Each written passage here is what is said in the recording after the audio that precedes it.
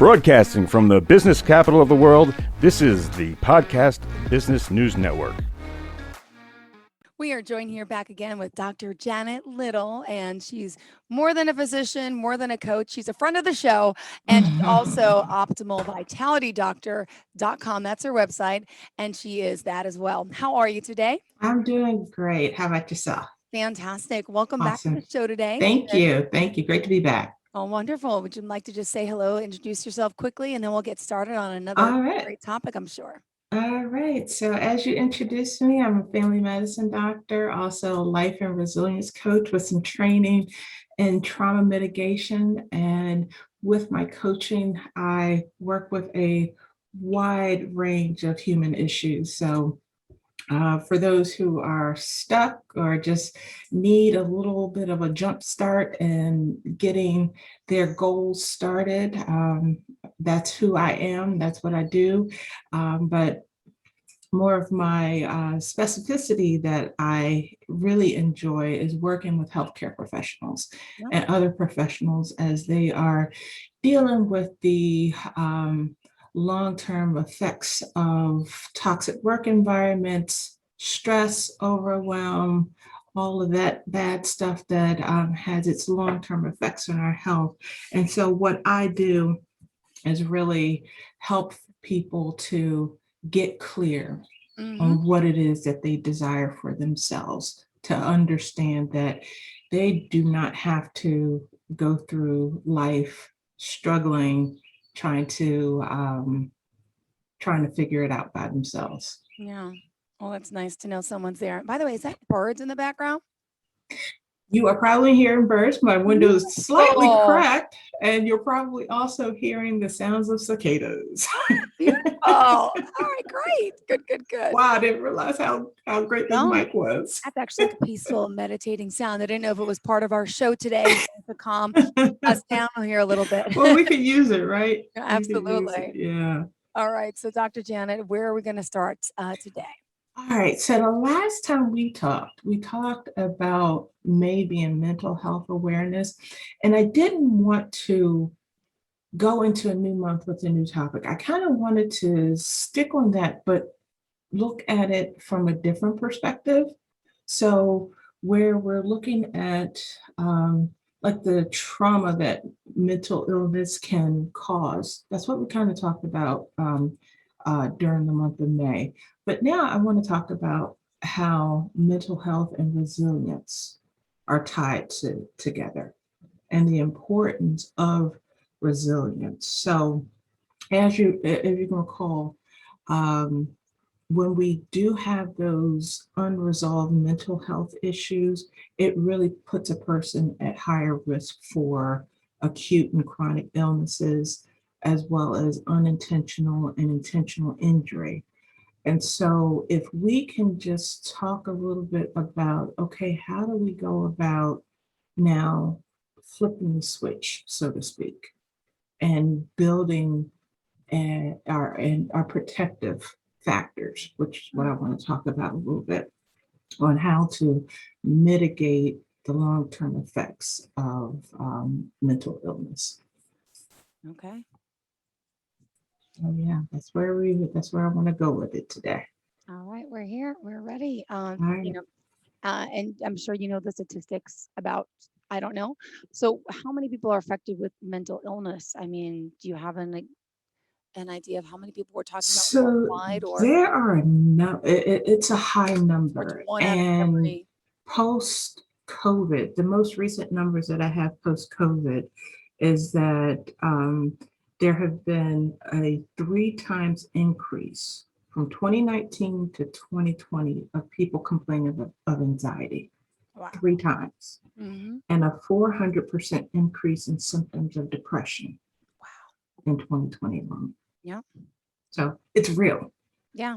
And if we don't address it, if we don't get rid of the stigma around it, then more people are going to actually suffer from it. So we have to talk about it. And forums like this are important to just name it and not be afraid to talk about it. Yeah. Yeah, absolutely. So, I mean, for someone out there who's suffering with anxiety or depression, ready, it's hard for them to come forward, hard for them Mhm. to feel they're worthy of help. How do you start to talk to someone to make them feel comfortable to, know that you're here to help and trustworthy? Because there's a Mhm. lot of people that aren't going to seek the help. But if someone like can be helped from a situation like this podcast or from Mhm. your website or something that you're doing, it's it's an amazing thing that the outreach you can have with your voice. Yeah, oh, absolutely, absolutely. And I think because everyone is in a different phase in their mental health journey, I think that makes a huge difference as well.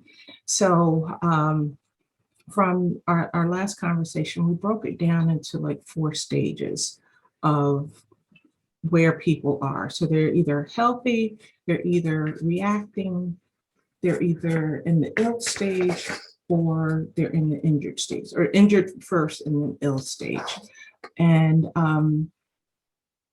in that, I broke it down into the different, your mood can be affected, habits can be affected, your physical and mental is along this continuum. So when it comes to people seeking help, it goes along that continuum as well. So someone who is in the healthy phase, they are essentially doing well for themselves. They may come against a stumbling block and then can easily bounce back. And they may have their own protective factors that help them in their situations.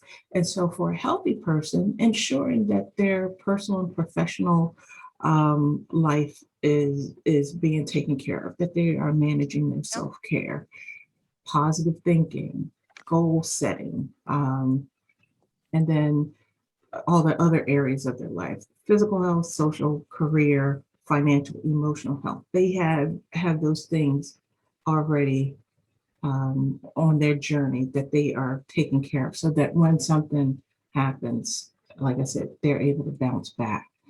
And then when you have that person who is in the reacting phase, they are just below healthy, but it hasn't caused any like serious functional issues.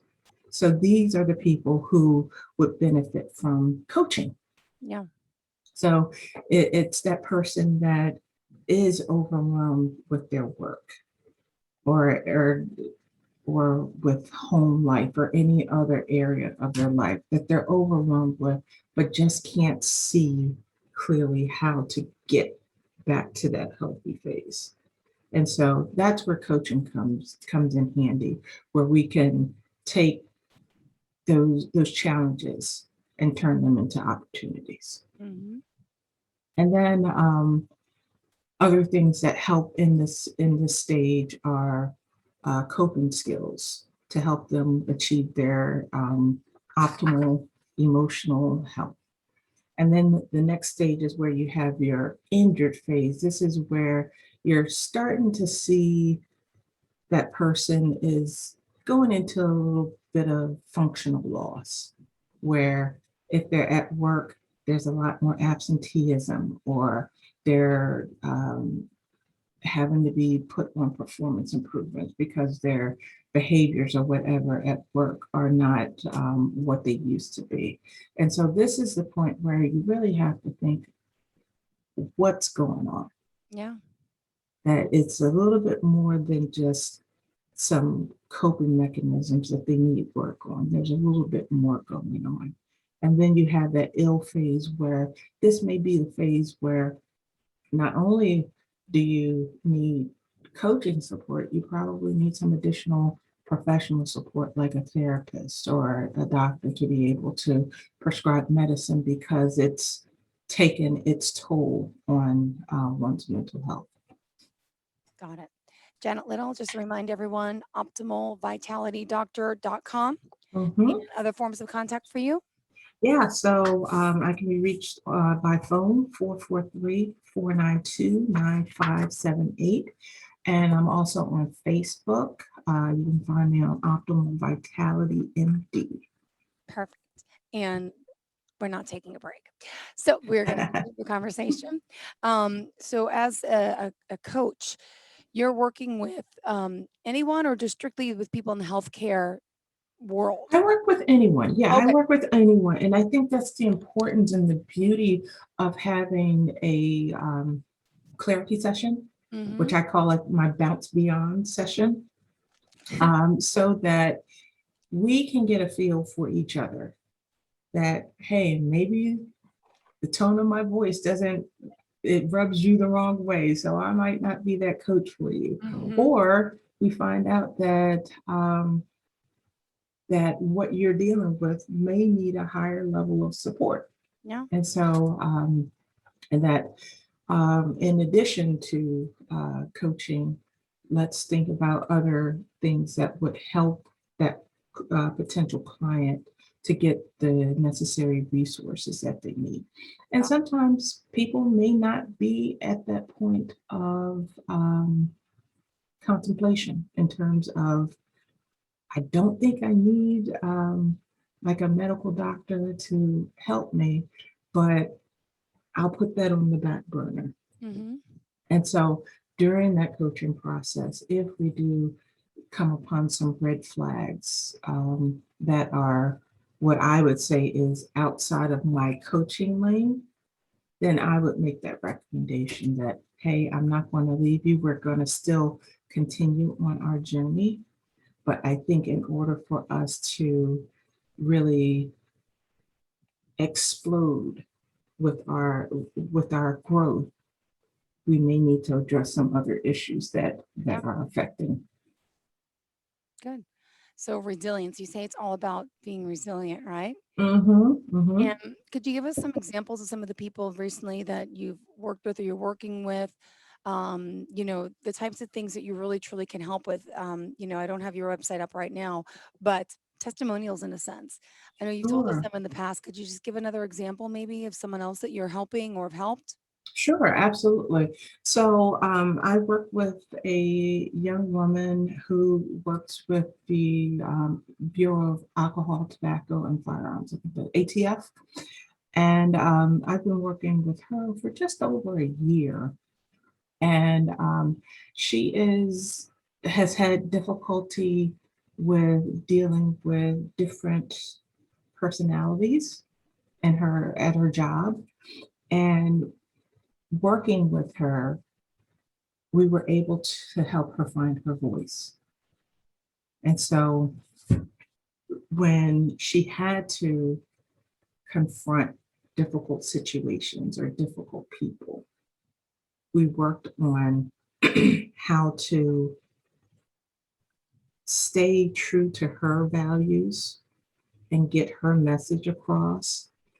And as a result of that, she is speaking out and she's written a book. And yeah, so it has really helped her to come out of her shell and to not only be a voice for herself, but to be an example and a voice for others. Beautiful story. Yeah. And wow. And again, you work with people virtually everywhere, right? Mm-hmm, And mm-hmm. you still do some in person as well? I will, especially when now the weather's getting nice and we're able to get out. Absolutely.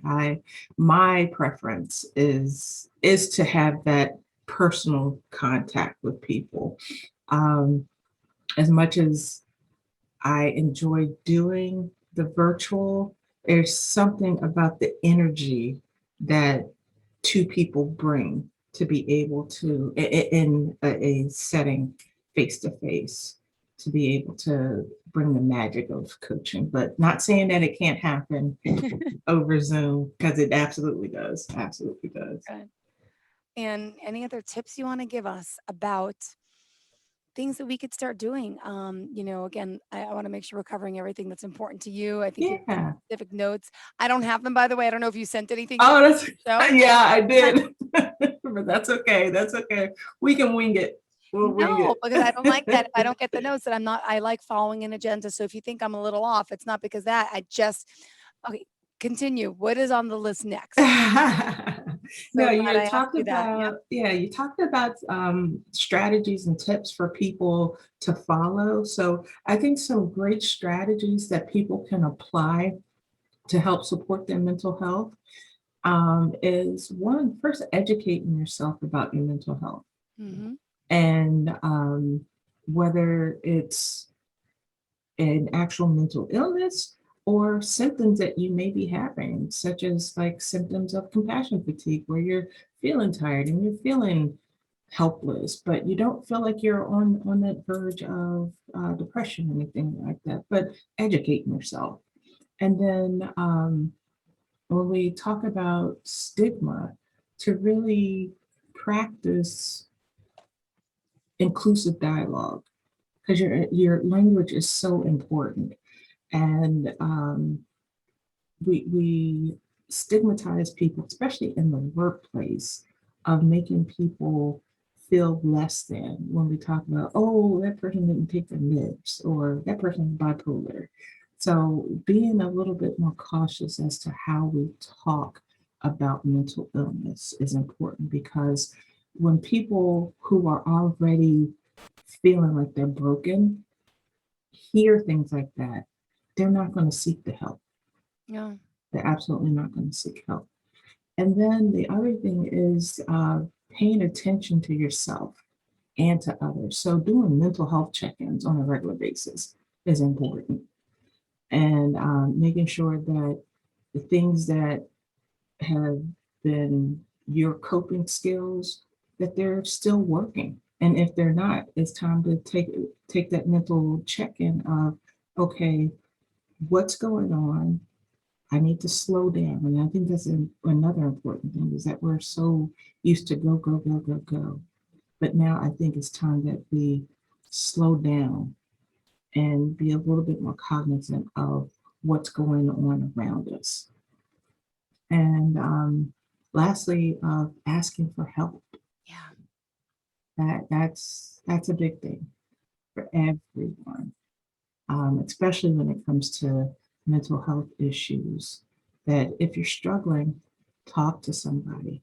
If you can't talk to a loved one or a family member, talk to your employer. If you don't feel comfortable talking to your employer, a lot of employers have employee assistance programs that will provide help and counseling. And then if you don't have that available to you, again, talking to a coach may help you as well, to at least get those negative thoughts out of your head and out in the open. And again, I'm big on naming things, Mhm. because if you can name it, you can actually start to do something about All right. By the way, I just sent a text message to the station. They just sent me your notes. it. So, coping self-help plan. We're towards the bottom there, number 14, right? Uh-huh. Where we are. So, you talk about being aware of how you cope. Are you practicing healthy coping skills, or could they be causing any harm? Mm-hmm, mm-hmm. Can you explain that? Because Yeah. So what I'm talking about there is sometimes we go to, this is water, but sometimes we go to the bottom as our coping mechanism, right? And that water is not necessarily water. got it. Special water. Yeah, that's real water. Uh-huh. But those are the type of coping mechanisms. And we think that, oh, I'll just have this drink, with the idea of numbing out. Mm-hmm. And then one drink becomes multiple drinks, or other habits that we may get into that then affects how we cope. So yeah, that's what I'm talking about, is this behavior that I'm practicing, is it harming me or is it helping me? No, then I'm gonna take it. Perfect. And any closing comments about mental health and health problems that you want to share with us too? Yeah, so I think it's important to remember that mental health, and mental illness, it is so complex. There isn't any one thing that causes it. And so when you have someone who has several risk factors, they can risk factors for mental illness, they can also have just as many protective factors for resilience. And so you can't just look at somebody to say, oh, they have A, B, C, D, and E, they must be depressed or something like that, versus someone who just has one risk factor and they are suffering. So we can't just look at somebody, but I think as I said, it's important to have those mental health check-ins on a regular basis and take steps to protect your energy and protect your mental health, and create a plan before you get into trouble. That's true. Yes, absolutely. And Janet, optimalvitalitydoctor.com. Obviously, you are a life coach, resilience coach. Mhm. Are you considered a health coach as well? Not necessarily. Okay, okay. Yeah. No, perfect. Just want to know. And you say that coaching starts with you. Start Mhm. now. And Yes. it can, for you to try to, get out of this pattern. We all stuck with some types of patterns in our lives, and Mhm. some of them are so negative, not good. Would Mhm. you also work with someone who has patterns from maybe childhood, from trauma, from parents that didn't get along?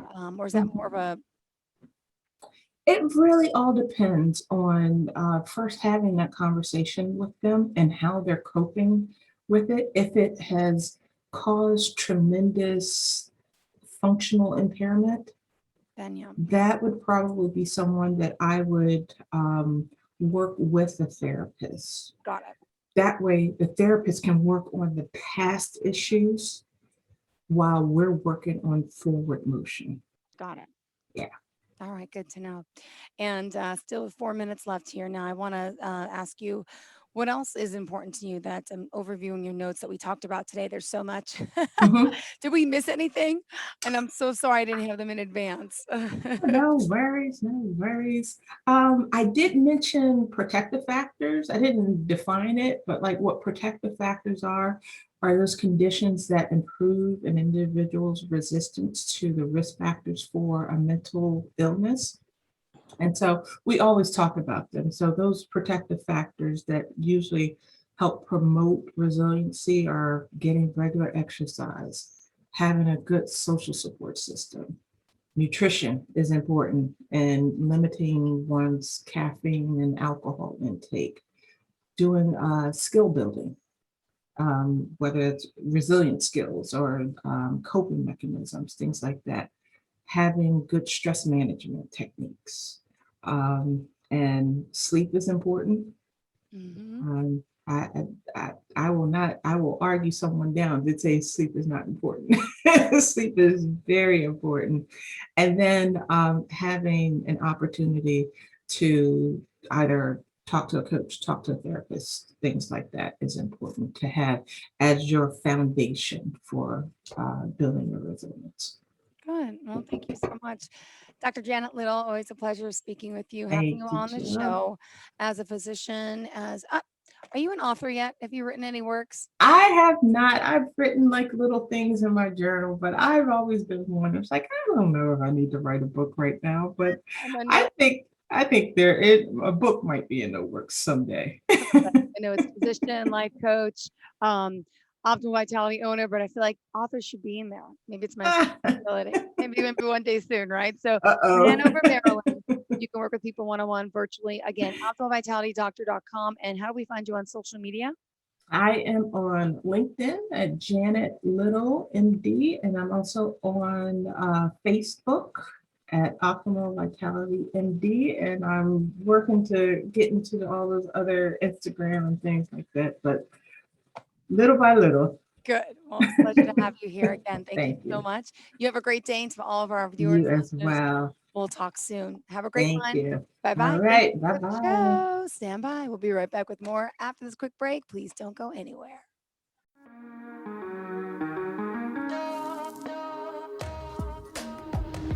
Broadcasting from the business capital of the world, this is the Podcast Business News Network. For nearly 2,000 severely injured veterans, everyday life has become filled with barriers. Day-to-day simple tasks can become pretty daunting. I have to carry my chair up 2 flights of steps or have somebody do it for me. What scares me the most is just the falling. When I'm struggling with my house, I think, to have that one great barrier just knocked down, it's crucial. Home for Our Troops is a wonderful nonprofit that builds a Mortgage-free, fully adaptive, handicap-accessible house. And there's no catch. It'll be our very first home that we've ever owned. This is a game changer. This is where your life begins again. We need you to join us in completing this important mission. Please visit hfotusa.org and help build homes and rebuild lives. Because of you, everything's going to be okay.